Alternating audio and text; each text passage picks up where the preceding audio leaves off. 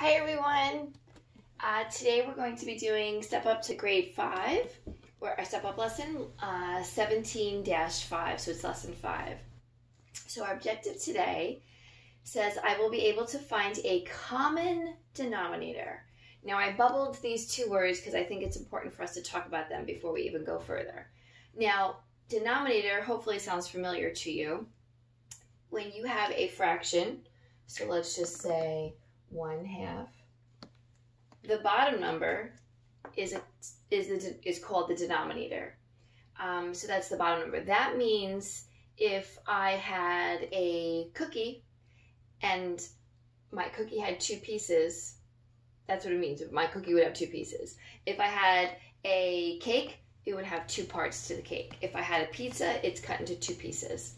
So the bottom number, the denominator, is how many pieces there are all together in our fraction.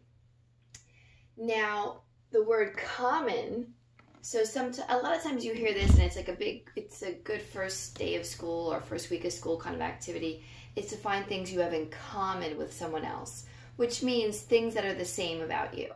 So for example, you and your best friend both might like to play video games or play with American Girl dolls or swim. You have something in common. You both like the same thing. It's the same thing. So now when we talk about common denominators, it means we need to find a denominator that is the same. But not all fractions have the same denominator. So we have to kind of find ones that could be the same. So I'll explain a little bit further as we read. Let's do our solve and share. Let me erase this. Our solve and share says Sue wants 1/2 of a rectangular pan of cornbread. So before we go any further, I'm just going to draw that out. So it's a rectangle and she wants 1/2 of it. So it's broken into 2 parts. She wants 1. Dina wants 1/3 of the same pan of cornbread. So it's not a different pan, it's the same pan. How can you cut the cornbread so each girl gets the size she wants? So how can I cut this cornbread in half and then in thirds? It's really not possible. Because if you remember, thirds would be like this. I'll do dotted.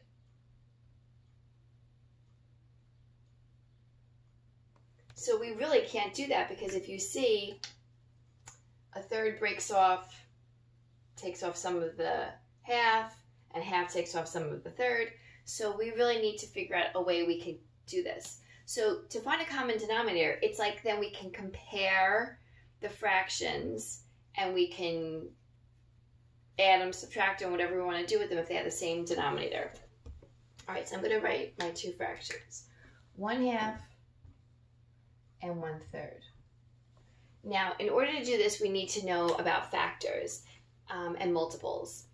So these are 2 small numbers, so there are no factors. We're only going to be multiples. So we're going to list the multiples of 2. So if you remember, multiples means counting by. So let's count. 2, 4, 6, 8, 10, 12. All right, those are the multiples of 2. Let's do the multiples of 3 now. 3, 6, 9, 12, 15. All right, so now we need to find the ones that are in common, which mean they're the same, right? So remember, if you and your friend have something in common, it means there's something the same about you. So now we need to find the multiples that are the same. So they don't both have 2s. This one doesn't have 4, right? 3 is 4, but oh, look, 6. 8 and 9, 10 and 12. Oh, 12 and 12. So now these are common denominators. That means I can find an equivalent fraction for both of these using these as the denominator. But now, typically in math, they always want you to find the least common denominator, which means the smallest. So we're going to use 6. And now I'm going to show you, we have 1/2 And now we want to change it so our new denominator has a 6 at the bottom. So what did I do to my 2 to get 6? Now remember, we're always multiplying or dividing. And because it's getting bigger, we know it's multiplying. So if you said multiply by 3, you are correct. So times 3. Remember, whatever you do to the bottom, you have to do to the top, times 3. So 1/2 becomes 3/6. Now let's change my 1/3. Oh, let me get my orange marker back here. 1/3. And we want to change this to have 6 at the bottom. So it's actually just the opposite, right? We're going to multiply 2. 3 times 2. And that becomes 2/6. So now we can take our pan of cornbread. Let's do it over here. I'm going to actually do it up and down because that's how much room we have. We can break it into 6 parts.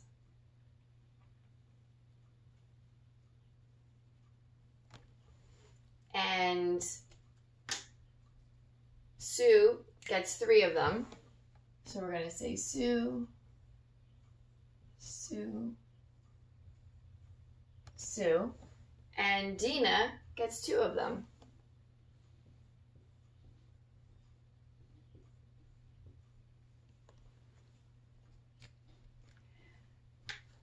And that way we can easily compare. If we wanted to add these fractions, we could. If we wanted to subtract these fractions, we could.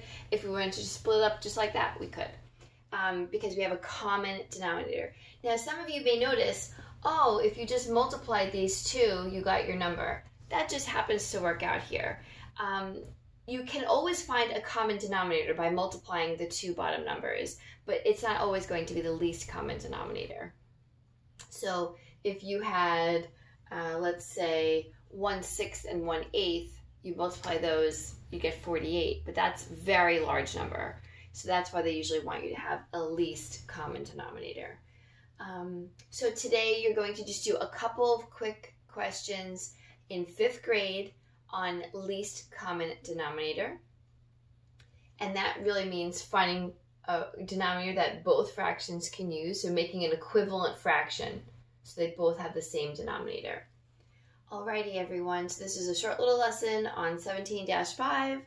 I hope you have a great day, and after this you're going to be doing Math IXL. Alrighty, see you later.